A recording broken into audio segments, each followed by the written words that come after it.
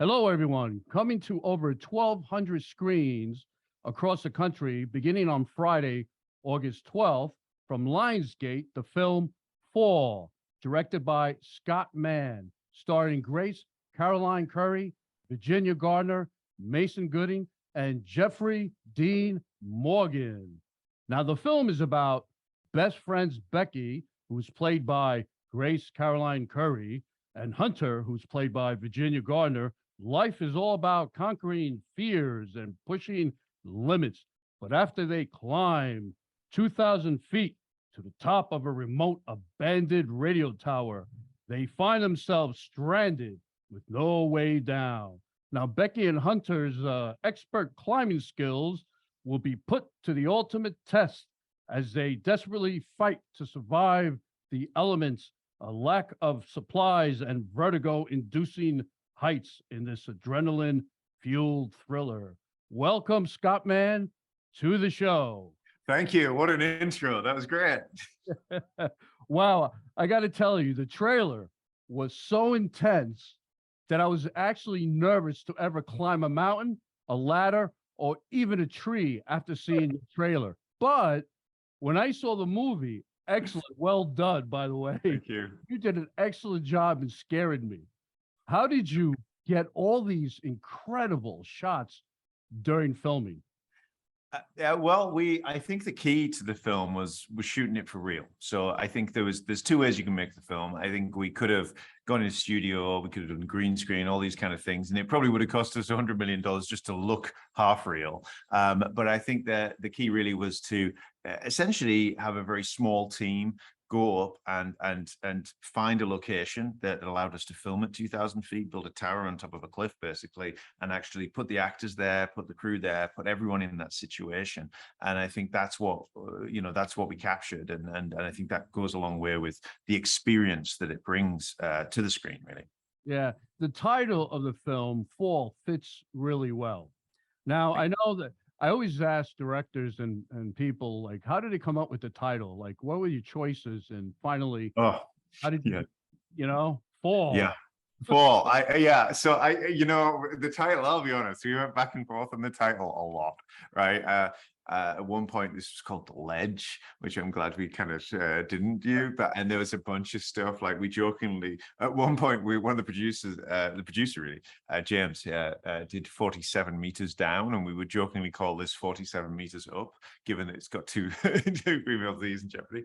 But I think that the title Fall, obviously it's twofold, right? Like there's the element of just that fear of falling, horror of heights, right? Just being really pure, really simple. That was the focus of the film, really. Like we really wanted to capture something that played on that feeling, that took you there, that took you through that kind of ride. But then I think the other huge part really is, from a character point of view, it's about someone and people who have fallen, which is very, I think, resonant today in what's happened over the last couple of years, and who needs to kind of climb out of a hole, like metaphorically. And I think and really, so that part of it really kind of secured the title choice in the end of, okay, this isn't just about the tower and about that fall, right. It's about Becky's fall and about what that means. So that was what swayed us. The chemistry between the two leads were amazing. Yeah. How was the casting process? Because you hit a home run with them too. Thank you. I know I did. I got so lucky, right? I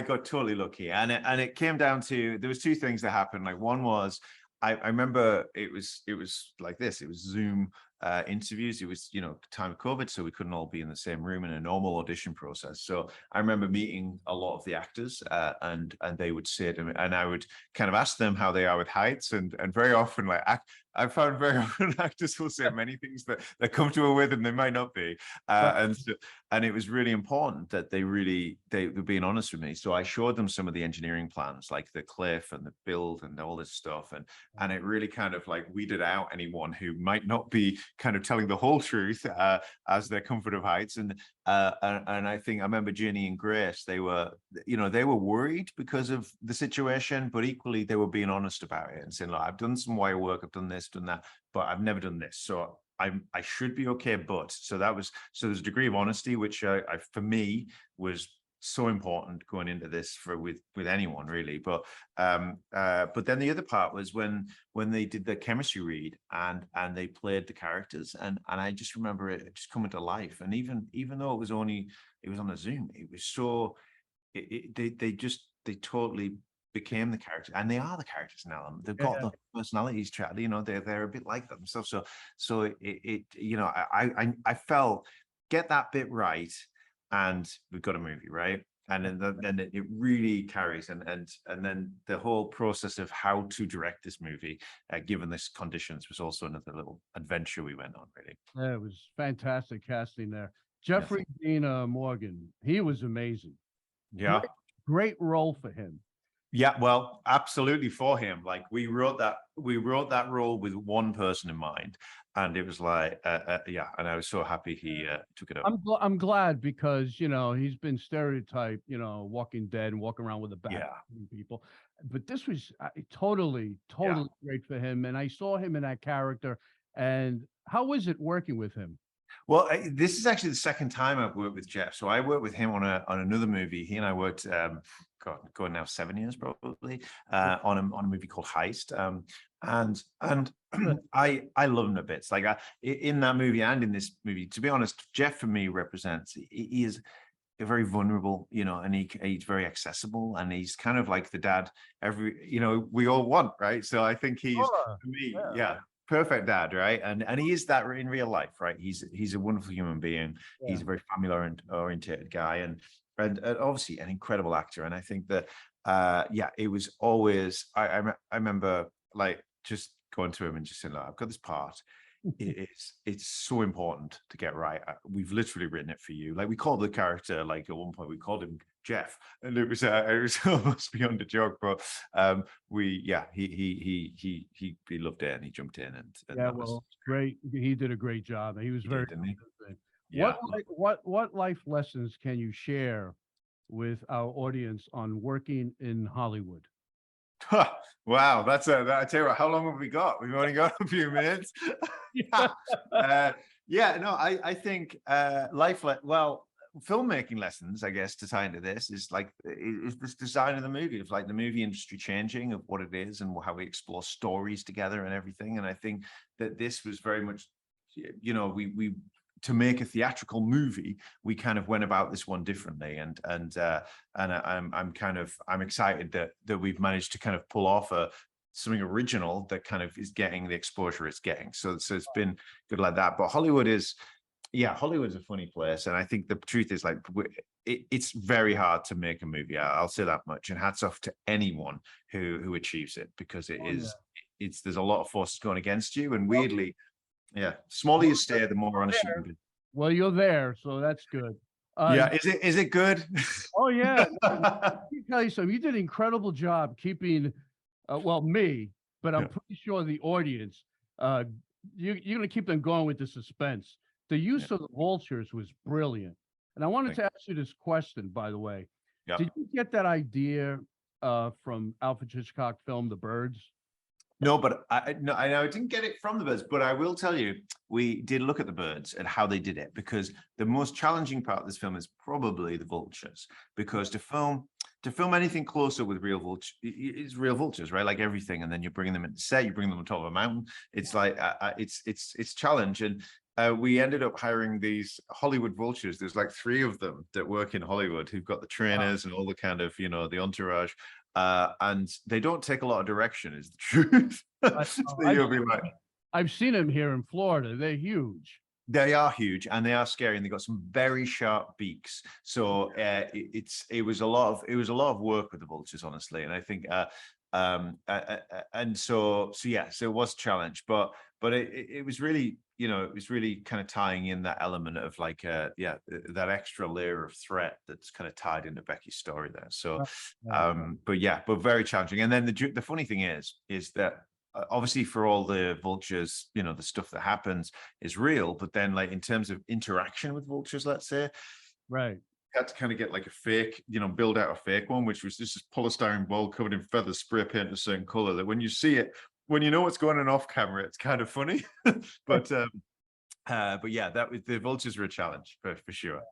How long did it take to write this amazing script, and how was it working with Jonathan Frank, who also was involved in the writing process? Yeah, no, he co-writer of mine, a friend of mine from film school days. We've worked on almost every project together. Like whether, yeah, like every project I've done is pretty much been with Jonathan. But this is the first one where we really got to write an original script from conception of our own. Like very often we'll be coming into scripts and like say with Heist, right? I did with Jeff. It was, you know, we rewrote that script from another script, and so there was an element of purity here that we were able to say, okay, listen, what's the experience we really want going to the theaters? Like what roller coaster ride do we want to go on, and how do we get there?